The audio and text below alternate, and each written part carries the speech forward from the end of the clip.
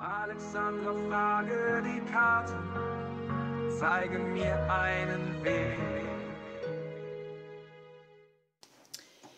So, hier bin ich wieder, ihr Lieben. Wir schauen uns an, was erwartet uns bis Weihnachten, Jahresende, Neujahr noch. Hier kommen goldene Gelegenheiten, günstige Gelegenheiten. Etwas fällt sprichwörtlich vom Himmel. Und es gibt uns die Gelegenheit, etwas loszulassen oder vielleicht auch darauf zu vertrauen, dass wir irgendwo etwas Besseres verdient haben und dass diese Gelegenheit kommen wird. Möglicherweise ist es auch eine Gelegenheit, wo wir eine Situation loslassen können, die uns lange in irgendeine, in eine Situation gezwängt hat, die wir eigentlich so nicht wollten. Oder man lässt überhaupt mal los, auf Gelegenheiten zu warten, die so nicht kommen, und dann kommt es. Und wir haben unterm Deck noch: Du bist bereit für deinen Erfolg. Die nahe Zukunft ist auch dabei als Zeitangabe, aber ihr wisst ja, ich muss das ein bisschen weglegen, sonst habe ich keinen Platz. Schauen wir, was diese günstigen Gelegenheiten sein könnten.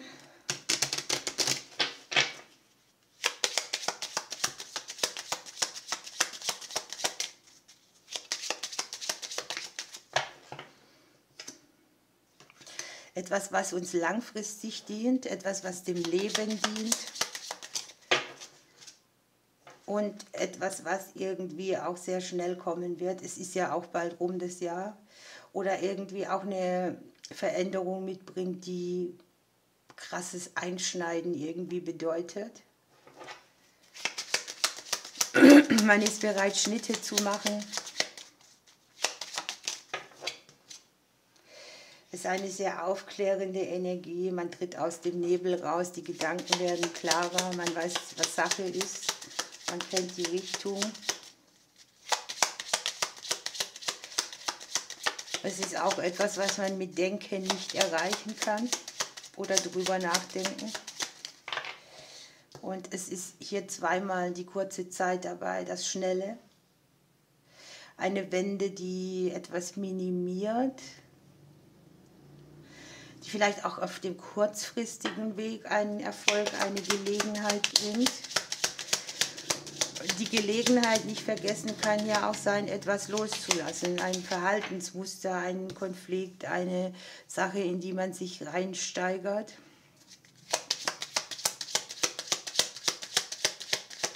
Für viele ist es so, dass sie tatsächlich eine Streiterei auch beenden. Jetzt kommen wir selber, wir gehen in die empfängliche Haltung, und es ist auch in der nächsten Zeit wichtig, dass wir auf uns gucken. Und es ist tatsächlich wieder mal etwas sehr Befreiendes. Mit Du bist bereit haben wir natürlich auch diese Situation, wie wir sie kennen, wie man ja so in den Startlöchern steht, um loszurennen. Schicksalshaftes Glück, eine Situation, die sehr schnell eine Herausforderung beendet, eine Last, die wir ablegen, ein schicksalshafter Eingriff.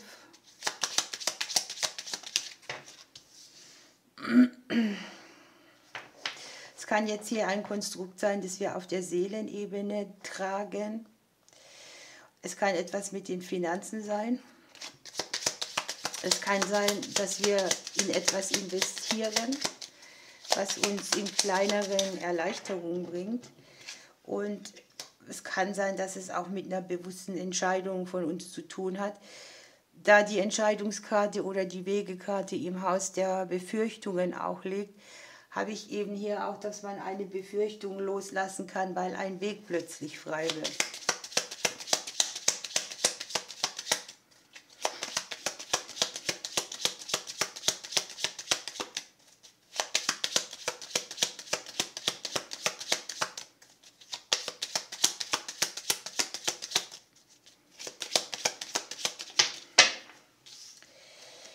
Hier liegt der Schlüssel, das ist die Erfolgskarte.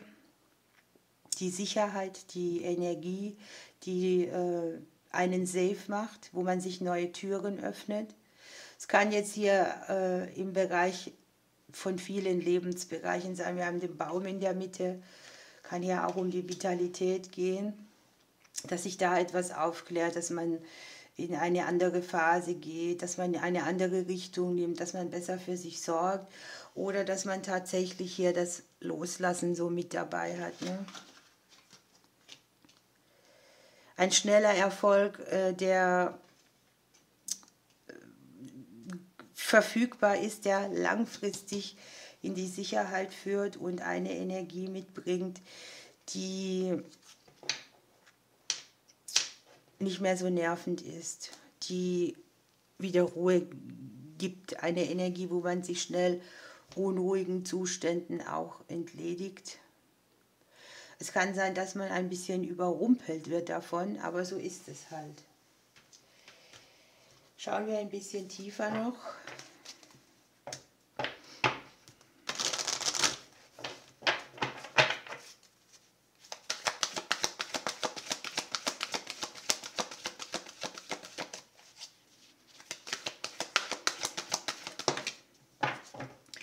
Ja, das Vertrauen wird abgefragt.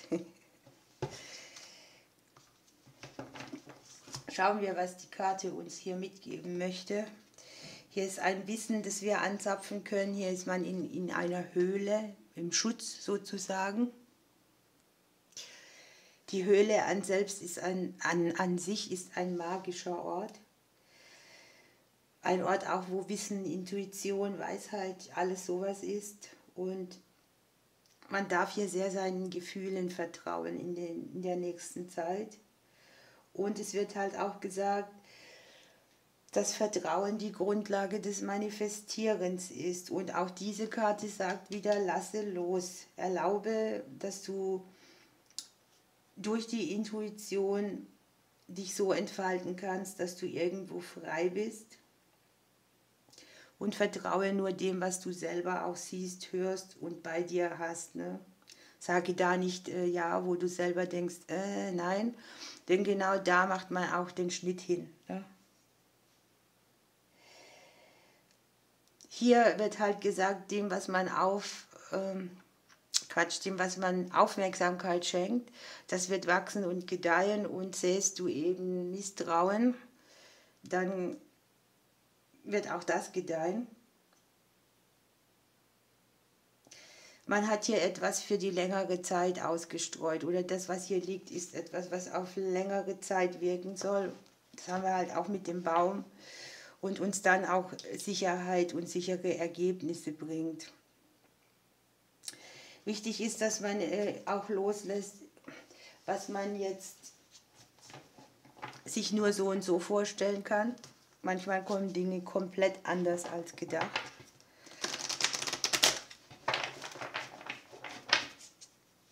Oder auch dieses ich muss, es ist zwingend nötig, dass ich dies, das, jenes, auch das kann man loslassen.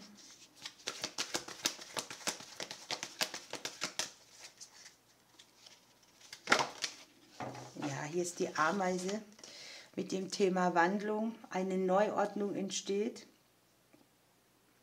Das Feld wird sozusagen neu ausgerichtet. Eine Sache, die vielleicht auch in unseren Lebensplan gehört, wird hier so hin auf den Weg gebracht.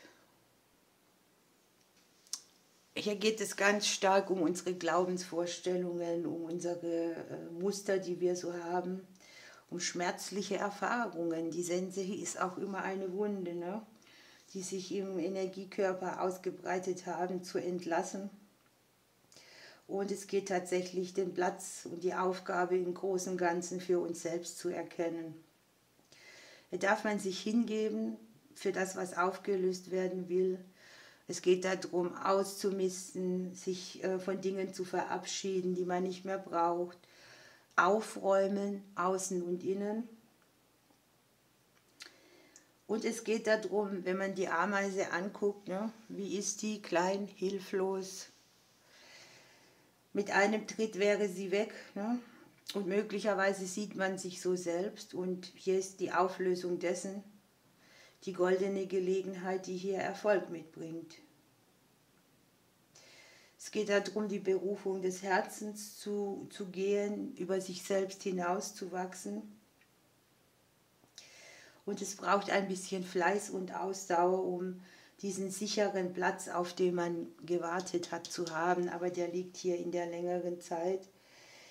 Hier ist sozusagen das violette Feuer der Verwandlung mit drin. Und vielleicht ist es auch so, dass man wieder mal für etwas brennen kann, dass man sich für etwas interessiert oder begeistert. Ne? Schauen wir, was die Seele dazu sagt.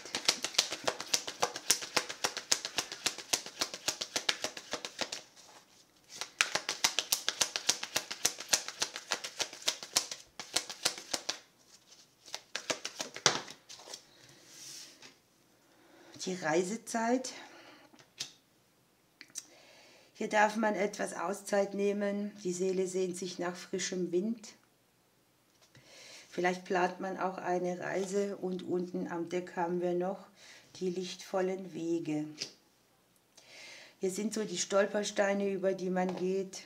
Aber hier ist ein Weg, der, wenn man diese überschritten hat oder diese Hindernisse überwunden hat, auch eine Erleichterung, eine neue Leichtigkeit, und da ist der Lohn, wo man sich glücklich fühlt oder wo die Liebe wieder Platz hat im Leben.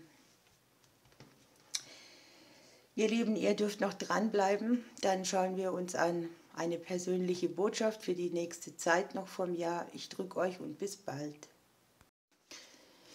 So, hier bin ich wieder. Sucht euch aus eine Seite, mit was ihr dieses Jahr noch voll rechnen könnt oder was so eine Botschaft ist, die jetzt noch wichtig ist.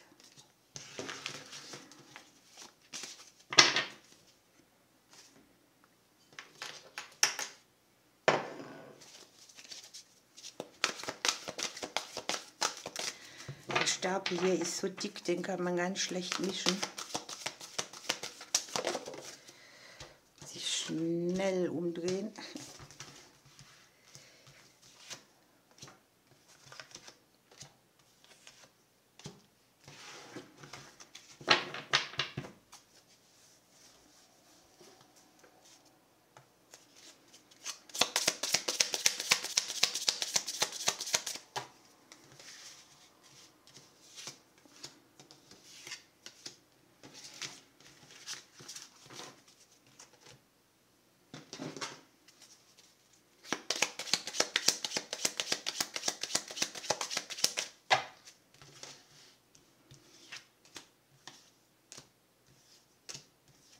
So, dann würde ich sagen, es geht darum, mit leichterem Gepäck weiterzureisen, und ihr dürft euch jetzt eine Seite aussuchen. Was ist dieses Jahr noch wichtig? Ich nehme diese Seite, es war heute sehr spontan. Schauen wir, was kommt. Wir haben die Schwangerschaft, das wird bei mir nicht der Fall sein, aber es ist natürlich ein Projekt, das man anstrebt, das in einer gewissen Zeit eben eine neue Frucht auf die Welt bringt. Und es hat sehr viel damit zu tun, dass wir hinter uns lassen, dass wir uns für das Neue öffnen. Ne? Hier ist so Anfang und Ende. Ne? Wenn wir hier etwas verabschieden, entsteht mit der Schwangerschaft ein neuer Prozess, und das ist sowas wie ein Gedanke, mit dem du schwanger gegangen bist. Der wird sich jetzt ins Leben manifestieren und wird zu einem guten Teil davon. Wir haben die Waage, also vielleicht nicht so viel Gewicht manifestieren, sondern abgeben und irgendwo auch mit dem Leben Frieden schließen. Ne? Es ist, wie es ist. Manches kann man einfach nicht mehr ändern. Wir haben die 5 des Handelns. Da ist es so, dass die Karten uns aufzeigen, dass wir die Herausforderungen, die wir im Moment haben, deshalb haben, weil wir Selbstvertrauen und Durchsetzungsvermögen zeigen sollen. Man soll für sich einstehen, seine eigene Position verteidigen und man hat auch das Recht, sich von Personen fernzuhalten, die immer wieder nur Drama ins Leben bringen. Intuition und Einsicht. Hier ist, wie in der Legung vorher auch, die Aufforderung, dass wir sehr intuitive, sensitive Botschaften erhalten, dass wir unserer Führung vertrauen können, dass wir genügend Richtungen gezeigt kriegen. Und auch hier ist wieder dabei, bleibe bei dir, höre nicht so auf den Rat der anderen und erlaube es auch nicht, dass Angst dein stetiger Begleiter wird. Es ist auch eine Zeit, wo man nicht alles ausplaudert. Ich habe das schon oft erlebt. Kaum sage ich hier irgendetwas und ich habe nur die Idee dazu, wird es morgen von jemand anders umgesetzt, noch bevor ich dran gegangen bin. Und da habe ich einfach so dieses Gefühl, wenn man mit etwas schwanger geht, behaltet man es für sich und bringt es dann raus, wenn man bereit dazu ist. Wir haben hier die Militärsperson noch dabei. Da kann es jetzt tatsächlich auch um sowas gehen wie ein Liebhaber oder einen jungen Mann, jemand, der für einen schwärmt. Aber ich denke doch, es ist die andere Bedeutung der Karte, denn hier kann man sich sicher sein, dass die Prozesse, die hier liegen, ordnungsgemäß und korrekt abgewickelt werden, dass Gewissenhaftigkeit, Geradlinigkeit und Zuverlässigkeit Schlagworte sind. Und es kann ja auch um Sachen mit Ämtern oder Behörden gehen, die, wo man sich keine Sorgen machen muss, dass da etwas verschlampert wird oder so. Schauen wir uns die andere Seite an. Was habt ihr Schönes?